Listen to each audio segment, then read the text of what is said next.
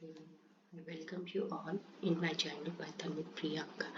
So, firstly, I will introduce what exactly I am posting over here. I am posting Python related videos from very basic and motto is towards advanced. So, today's topic is list. Without wasting much time, we will begin with our today's topic. So, what exactly list is? So list is a data structure that used for storing multiple types of items in a single variable. So we will see how we can store it in single variable. Okay, so see here I use this word first and I use the sign equals to and I stored some integer values in this list. So we will execute this. See, this is how we can store multiple values in single variable. So second one, list is enclosed by square bracket. You have to always keep in mind that you have to pass list in this square bracket. Items are comma separated in list. Yeah. So whenever you are using any type means say tuple dictionary, items will be gonna separated by comma. Okay, it is by default. So here also our items are comma separated. After that, list can be used to store integer, float number, string and many more. Yeah, we can say like this. Okay, so this is what I wrote over here and duplicates are allowed in list. So see here if I pass 10, 10, 10 again and I will execute it. So here it is means keeping that multiple value and storing it into this variable. Okay, we can say here first is variable. Okay, so for storing purpose, Python is having four types of data types, that is list, set, tuple, dictionary, and today we will go through list. Okay, so how we create list that I already shown to you with integers. Okay, so I will print this. How it will look like we will see. See here it is keeping this all the values although it is multiple times but it is showing us in output. So likewise you have to understand here that list is enclosed by square bracket, it is comma separated, we can pass multiple values in it means duplicates are allowed. If I'm passing 10 and it's duplicate then it is allowed in list. Okay, so this is all about list.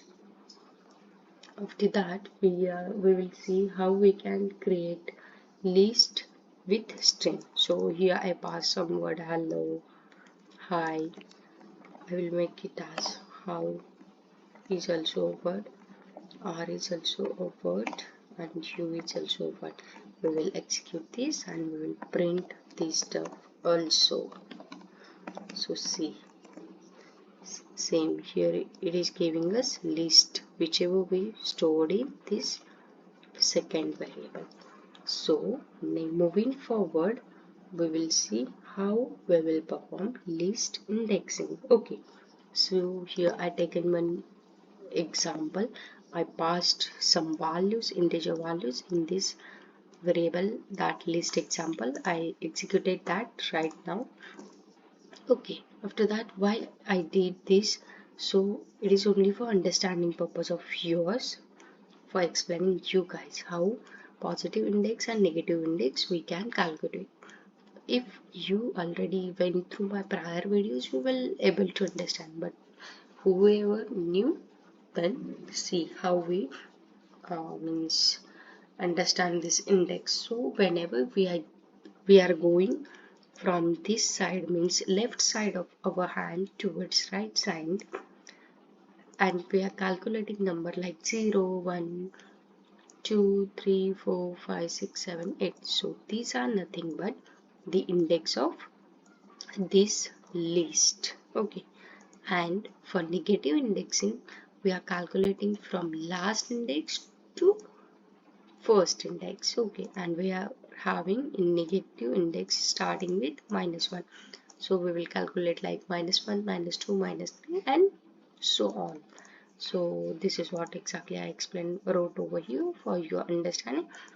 And how we check list indexing. So at the time of checking list indexing, we have to pass that variable, and that variable, after that we have to use the square bracket for passing index, and I passed over here 0 index. So we will check at 0 index we are having 10 and it is giving us correct output.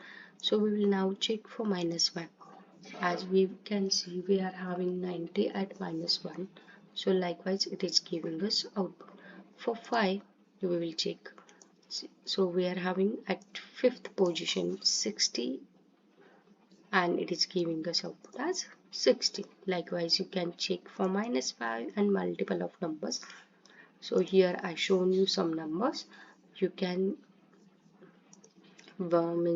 personally check if you are doing it at very starting of your learning, then check it multiple of times, how you can go through it list indexing, how you can understand it. So likewise you can check many more examples. So moving forward, we will check how slicing of list will work. Okay, so see, we are having syntax for it.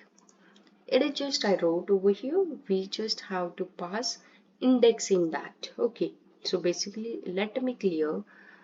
So whenever you are checking slicing of list, you have to pass index over here of that particular list. So here you're gonna paste start index, after that colon, after that end index. Means see, if you want from 20 to 50, how you will do, you will place start index 1, end index 4 and step size. If you want these all values in continuous, then you will pass, maybe you won't pass anything, and maybe sometimes 1, because 1 is considered as single step, and if we won't pass anything, then also it will consider as single step. I will show over here. See, I will copy this. See, if I want from 1 to 4, see, is giving us 20, 30, 40. Yeah. So why it won't given us 50? As we know, this exclude last index. See, here I given step size also, but it exclude last index. So if you want till 4, you have to pass over here 5. Likewise, hope you understood. So moving forward, we will check what if we pass starting index 5 and if we won't pass any end index. So it will give us from 5 to our hold the list till the ending, because we haven't passed any end index over here. See, if we won't pass start index, end index, what you can expect from this? It have to give all list as it is, right? See, it is giving us, so we are doing correctly. Here we haven't given any start index, but we are giving here end index, that is 5. So see, it have to give just output till 4th index. See, yeah, at 4th index we are having 50. As we already discussed, it will exclude last index. Okay, so we have given over here first index is as 2, last index is as 7, and we are giving step size is 2. See, 2 to 7 and step size is 1. It will exclude this 80 and print this stuff. So we will check 30, 40, 50, 60, 70. Yeah, we are correct. And see, if we will pass step size as 2, then what it will do? See, here 30, 40, 50, 60, 70, and here it is giving us 30, 50, 70. it will exclude one middle step also. It won't take that value. It will directly shift from this 30 to 50 and exclude this 40. Likewise, it will again exclude this 60 and print this 70. Okay. After that, we will see what negative step size is. Okay. So here we have seen positive step size, but for negative step size we will see how means it will give us. So we will always need higher index in start. Understood? For negative step size in descending order, right? So we are passing here 7. After that, last index we are saying 3. In this, what we used to do, we pass here start index as this side, means just like 3, and if I want from 3 to 7, then I will mark over here means end index as 7 and then any step size. So likewise over here you have to means pass higher value at start index and lower value at end index. Okay, and after that you can pass your negative steps. So see what it exactly gives. So we have given from 3 to 7. What it given to us? It given to us from 7 onwards descending order. It given its result 80, 70, 60, 50. It haven't given us 40 because as our last index is 3 over here, it excluded that. Now we will give second, say so minus 2 step size, so it will give us 60 and 80. It will exclude this 50 and 70 likewise. Okay, so this is what we seen today. We have seen what is list, how many data types we have for storing purpose, how we create list with integer value, with string values, then how list indexing will work, how step size will work, how slicing of list will work, here positive step size and here negative step size, how this all works. In positive step size, what we do, we passed here lower index as a start index and higher index as end index, but in negative step size as a start index we pass higher index and at end index we pass lower index. Likewise we do in list. So we will move our last part of today's session.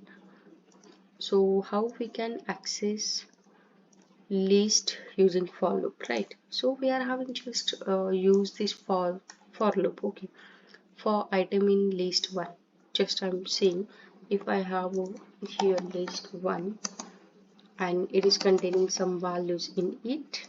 Okay, so I can say like for item in list 1 I will print statement 1 2 likewise. This is just syntax. Okay, so we will see first example. We are having already list example and in that it is containing some values. See, I will copy this stuff, paste over here so it is visible to you all. And we are saying for item in list example colon, after that we are printing this stuff. See, it is giving us all the values, but now I want all the values in one line with only separated by space. So what I will do, I will pass over here end equals to this double quote and in that I will pass only one space. So it is giving us here. Now if I will pass comma, see it will separate it by comma.